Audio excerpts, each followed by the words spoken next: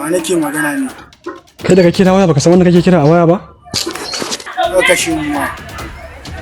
Ka san ni waye? A ban san ka ba. Kuma shine kake soyayya da kanwata? To sharadi ne idan za ka soyayya da kanwa sai an san ka? Kai? Wannan ne yake kashe mu waya? Tabbas wannan sai ya mana abin da zan yi.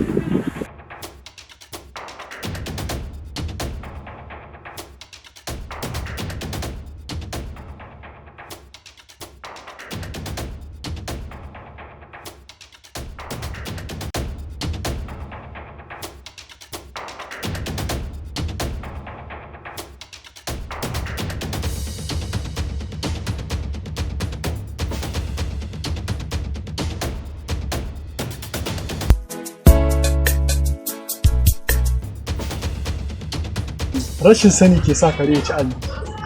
Me da da mun haɗe duka za ka samu a yanda na ji kana magana kamar mayunwacin zaki. Ko dai ba namiji ba ne.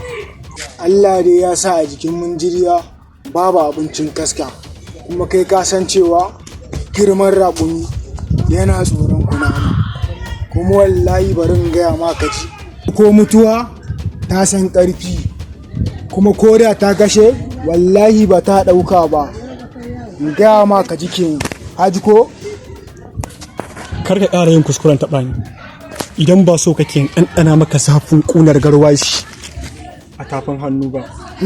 wanda ne je mage bai gani ba Daren mutuwarsa.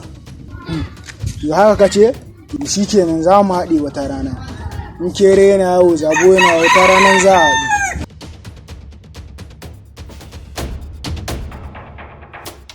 Matarsa ce, Ni kuma wacce zai aura ce, da izinin wa? da izinin waɗanda suka ba shi ke.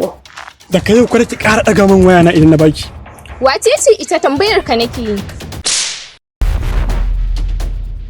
Allah dai ya sa a jikin munjiriya babu abincin kaska kuma kai ka san cewa girman raƙumi yana tsoron kunama ko mutuwa ta san ƙarfi wallahi Allah ko ta kashe ba ta ɗauka ba.